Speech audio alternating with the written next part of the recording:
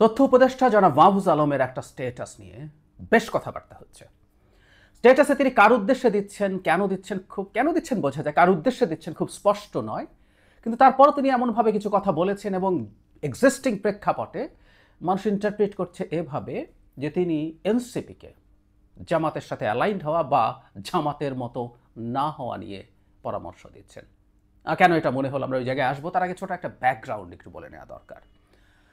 যারা মাহফুজ আলম ব্রিটেন সফর করছেন, সেখানে তিনি হামলার শিকার হতে যাচ্ছিলেন, আমরা এইভাবে বলবো। তিনি হামলার শিকার আসলে হননি, তাকে হামলার চেষ্টা হয়েছিল, কিন্তু যে গাড়িতে হামলা করার চেষ্টা হয়েছে সেটাই তিনি ছিলেন না। তিনি সেখানে যাবেন রীতিমতো সেটা ঘোষণা দিয়ে আওয়ামী পান্ডারা সেখানে হাজির থাকবে, ফেসবুকে ক্যাম্পেইন করে তারা হাজির ছিলেন। তারা সেখানে তাকে হামলার চেষ্টা করেছেন এবং সেই হামলা নিয়ে জনাব নাহিদ ইসলাম অ্যাটলিস্ট বলছেন, এনসিপি প্রধান, যে সরকার যথেষ্ট পরিমাণ কঠোর হননি এই ক্ষেত্রে। এবং তিনি মারাত্মক একটা অভিযোগ করছেন যে সরকার এবং উপদেষ্টারা তাকে ব্যবহার করে ছুঁড়ে ফেলে দিচ্ছেন।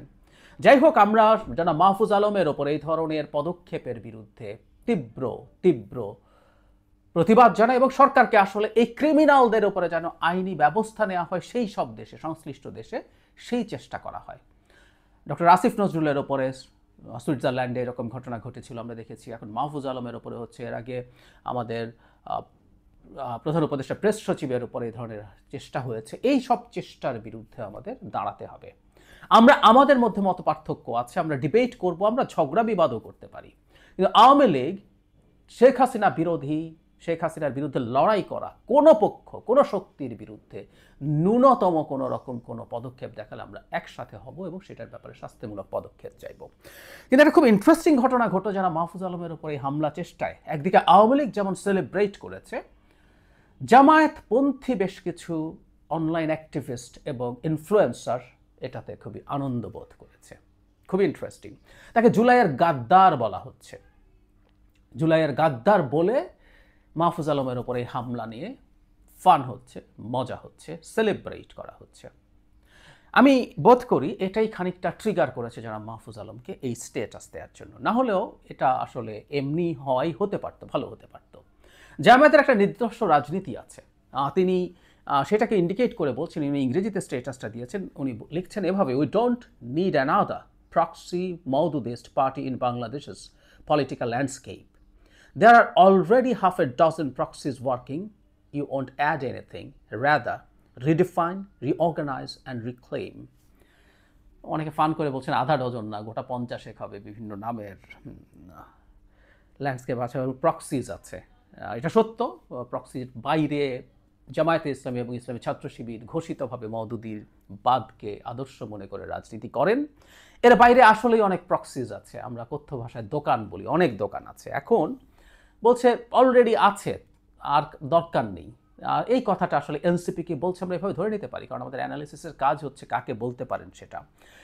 এনসিপির কিছু কিছু নেতা ডাকসু নির্বাচনের পর তাদের ছাত্র সংগঠন বাকছাসের ভরাডুবি হলো, কিন্তু তারা জামায়াতের জয়কে সেলিব্রেট করছেন, এরকম একটা পরিস্থিতি দেখা গেছে। শুধু সেটা না, আমি টক শোতে নিজে দেখেছি এনসিপির নেতা তার দলের সমস্যা নিয়ে, তার দলের সংকট নিয়ে, মানে তাদের যে ছাত্র সংগঠন সেটার ব্যর্থতা নিয়ে তারা কি শিখলেন, কি করবেন, সেটার চাইতে জামায়াত যে তার কারণ হাজির করছেন সেটাকে, সেই প্রশ্ন এড়িয়ে গিয়ে সেটা ব্যাখ্যা করছেন। অন্যান্য শোতেও আমি ঠিক একই জিনিস দেখছি। ফলে এই দলটার মধ্যে মওদুদিবাদের আদর্শে উজ্জীবিত লোকজন আছে। কিছু কিছু মানুষজন একটা কনফ্লিক্টের পর অন্তত 2-3 জন সিগনিফিক্যান্ট সরে গিয়েছিলেন, তারাও চেয়েছিলেন এখানে প্রভাব রাখতে।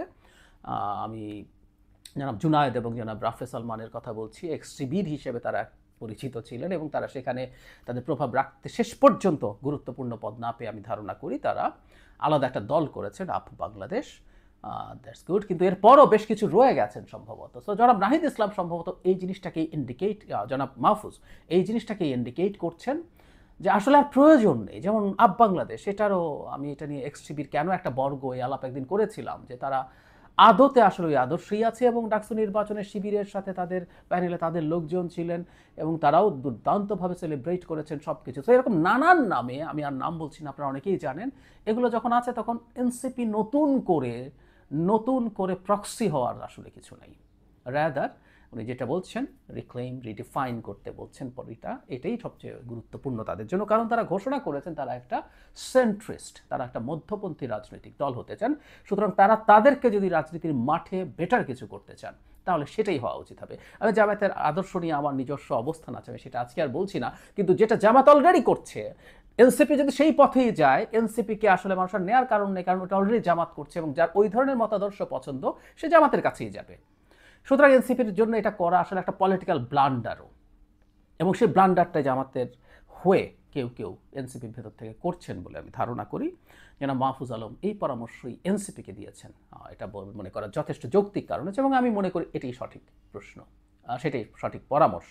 সো এনসিপি যদি একটা রাজনৈতিক দল হিসেবে দাঁড়াতে চায়, তাকে মধ্যপন্থী একটা অবস্থান নিয়ে তার রাজনীতিকে আরও ভালোভাবে ডিফাইন করতে হবে এবং সেইটার ব্যাপারে তাদের কর্মসূচি জানিয়ে, সেটাকে শুধু জানালে তো হবে না, তারা কিছু কর্মসূচি জানিয়েছেন, কিন্তু সেটাকে মানুষের সামনে রিভিল করতে হবে যে তারা সেটা মিন করেন। তারা কিছু লিখে দিয়েছেন কিন্তু তাদের চরিত্র বা আচরণও যদি মনে হয় তারা রাদার মওদুদিবাদের প্রতি প্রচ্ছন্ন সমর্থন আছে এবং তারা তার একটা প্রক্সি হতে যাচ্ছেন, তাহলে তাদের রাজনীতি সমস্যার মুখে পড়বে।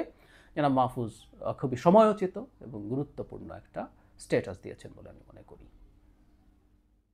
সত্যি বলতে জনাব মাহফুজ এখনই না, এর আগেও ৭১ ইস্যুতে তিনি খুবই কঠোর অবস্থান নিয়েছেন এবং তিনি বেশ কঠোর ভাষায় জামায়াতে ইসলামী এবং ছাত্র শিবিরকে ইন্ডিকেট করে কথা বলেছেন। এই যে জনাব মাহফুজ আলম জুলাইয়ের সাথে বিট্রে করছে বলা হচ্ছে, আসলে তারা এক্সপেক্ট করেছিলেন জনাব মাহফুজ আলম এনসিপির ভেতরে কিছু কিছু নেতার মতো জামায়াত বা শিবিরের প্রতি অ্যালাইন্ড থাকবেন, তিনি সেটা থাকেননি। এই না থাকাই রাদার তার এই সমালোচনা তৈরি করেছে এবং কি মর্মান্তিক যে এই মানুষটা যখন হামলার শিকার হন বা সেই পরিস্থিতি হয় তখন অনেকে সেলিব্রেট করেন এবং এটা ভবিষ্যতে আরও অনেক কিছু হতে পারে সেই রকম তারা পূর্বাভাস দেন খুশি মনে। মানে এটা এমন না যে আশঙ্কা বোধ করছি সরকারকে সতর্ক করছি, না, তারা সেলিব্রেট করতে করতে এই ধরনের ভবিষ্যৎবাণী করছেন। খুবই অ্যালার্মিং সাইন। তারপরও সব পরিস্থিতিতেও, এই ধরনের পরিস্থিতিতেও মাহফুজ আলম এটা বলেছেন, আমরা তাকে ধন্যবাদ জানাই। শুধু এখন না, মানে মাহফুজ আলমের কিছু স্ট্যাটাসের বিরুদ্ধে, তার অ্যাটিটিউডের বিরুদ্ধে আমি নিজেও খুবই সরব ছিলাম, আমি তার সমালোচনাও করি, কিন্তু বেশ কিছু জায়গায় তিনি সঠিক অবস্থানে ছিলেন এবং এক কথা না বললেই নয় যে তিনি মন্ত্রীগিরি করছেন বেশ কিছুদিন। তার মন্ত্রীগিরির দক্ষতা বা মন্ত্রীগিরির অন্যান্য বিষয় নিয়ে সমস্যা থাকতে পারে, কিন্তু আসিফ মাহমুদ সজীব ভুঁইয়ার বিরুদ্ধে যে র্যাম্প্যান্ট করাপশনের অভিযোগ এসছে, তেমন কোনো অভিযোগ আমরা তার প্রতি পাইনি। সো মাহফুজ আলম তার কাজটা সঠিকভাবেই করছেন মনে করি। তবে এটুকু বলে রাখা দরকার, তাদের আসলে সরকারে থাকা উচিত না, অনেক আগেই সেখান থেকে সরে আসা উচিত ছিল। এখনও যত দ্রুত সম্ভব তাদের পদত্যাগ করে বেরিয়ে আসা দরকার।